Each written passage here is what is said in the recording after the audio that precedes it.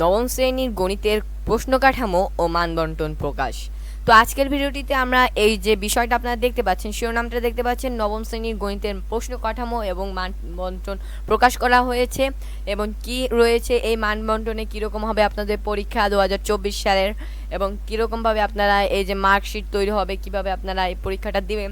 তো এই সম্পর্কে আজকের ভিডিওটিতে আলোচনা করব এবং আজকের ভিডিওটিতে আপনারা অত্যন্ত গুরুত্বপূর্ণ কয়েকটি সংবাদ শুনতে পারবেন এবং আপনাদের যে কয়টি অভিজ্ঞতা রয়েছে, এই যে আপনারা দেখতে পাচ্ছেন বার্ষিক পরীক্ষায় যে সিলেবাসটা রয়েছে, পাঠ্যক্রম সিলেবাস রয়েছে, কয়টি অভিজ্ঞতা রয়েছে, তারপর কয় মার্ক হবে আপনাদের শিক্ষণকালীন এবং সামষ্টিক, তারপর শিক্ষণকালীন মূল্যায়ন প্রশ্নধারা কেমন হবে। তো এই বিষয়ে আজকের ফুল ভিডিওটিতে আলোচনা করব। তো আপনারা আমাদের সাথে থাকুন এবং আমাদের চ্যানেলটিকে নতুন হলে তাহলে অবশ্যই সাবস্ক্রাইব করে পাশে থাকা বেল আইকনটি অন করে দেন। তো আজকে ভিডিওটি শুরু করা যাক। তো আপনারা এখানে দেখতে পাচ্ছেন 2024 সালের বার্ষিক মূল্যায়নের বিষয়ভিত্তিক নির্দেশনা, বিষয় গণিত, শ্রেণী নবম, ক বার্ষিক পরীক্ষার পাঠ্যক্রম সিলেবাস। আপনারা এই জায়গায় দেখতে পাচ্ছেন অভিজ্ঞতার ক্রমিক নম্বর। তো আপনারা আপনাদের বইয়ে কয়েকটি অভিজ্ঞতা রয়েছে, যেগুলার আপনারা আগে বলতেন অধ্যায়। তো অধ্যায়ে আপনাদের কয়েকটি অধ্যায় রয়েছে এবং কি কি সেটা আমরা বলি। তো এটা হচ্ছে আপনাদের ক্রমিক নম্বর 2 নম্বর অধ্যায়, অনুক্রম ও ধারা। এটা হচ্ছে আপনাদের অভিজ্ঞতার নাম। তো এই চ্যাপ্টারটা রয়েছে 3 নম্বরের 2 নম্বর অভিজ্ঞতা রয়েছে লগারিদমের ধারণা ও প্রয়োগ। এটা আপনাদের 3 নম্বর অধ্যায়। 5 নম্বর অধ্যায় হচ্ছে বাস্তব সমস্যার সমাধানে সহজ সমীকরণ। 6 নম্বর অধ্যায়ে আপনাদের পরিমাপের ত্রিকোণমিতি। 7 নম্বর অধ্যায়ে কৌণিক দূরত্ব পরিমাপের ত্রিকোণমিতি। 9 নম্বরে বিস্তার পরিমাপ।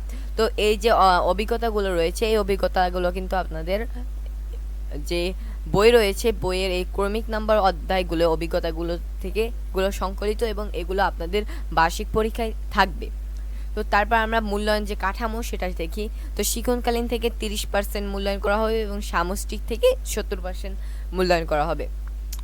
তারপর এখানে বলা হয়েছে যে শিক্ষণকালীন মূল্যায়ন প্রশ্নের ধারা ও মানবন্টন।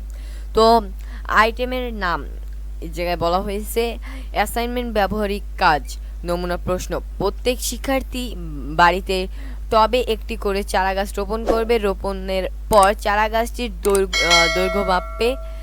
তারপর রোপণের পর থেকে 7 দিন 1 সপ্তাহ পর গাছটির দৈর্ঘ্য মাপবে। এভাবে 4 সপ্তাহ মাপার পর প্রাপ্ত দৈর্ঘ্যগুলো দিয়ে একটি অনুক্রম প্রয়োজনে কাছাকাছি মান নিয়ে তৈরি করবে। গাছটির 12 সপ্তাহ পরে কতটুকু বড় হবে তা অনুক্রমের সূত্র ব্যবহার করে নির্ণয় করো। তো এটা আপনাদের বর্তমানে যে অ্যাসাইনমেন্টটা রয়েছে সেটা কিন্তু এখন দেওয়া হয়েছে। এখন থেকে আপনাদের এই অ্যাসাইনমেন্টটা শুরু করতে হবে। আর এখান থেকে আপনার 10 নাম্বার পাবেন, যেটা হচ্ছে এই যে শিক্ষণকালীন মূল্যায়নে ঢুকবে।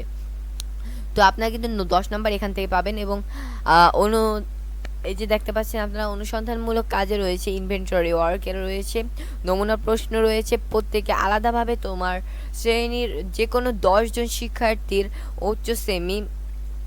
উচ্চতা সেন্টিমিটার মেপে গড় ব্যবধান নির্ণয় করো। তো এখানেও কিন্তু আপনারা 10 মার্ক পেয়ে যাবেন। এটা আপনাদের একটা নমুনা প্রশ্ন, যেটা অনুসন্ধানমূলক কাজে বলা হয়েছে।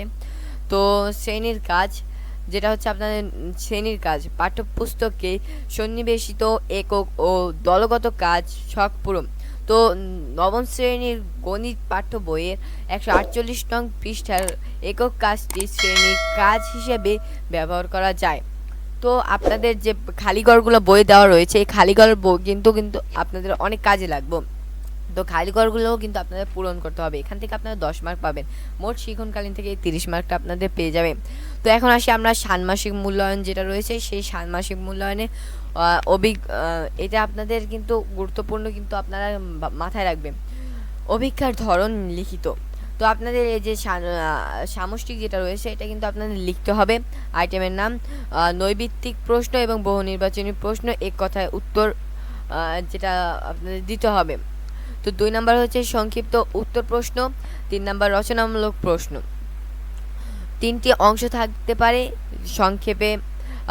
সেক্ষেত্রে নম্বর বিভাজন 3 যোগ 4, 1 যোগ 2 যোগ 4, 2 যোগ 2 যোগ 3, 1 যোগ 3 যোগ 3 হতে পারে। তো আপনাদের প্রশ্নপত্রের যে মোট প্রশ্নর সংখ্যা, তো মোট প্রশ্নের সংখ্যা হচ্ছে 15।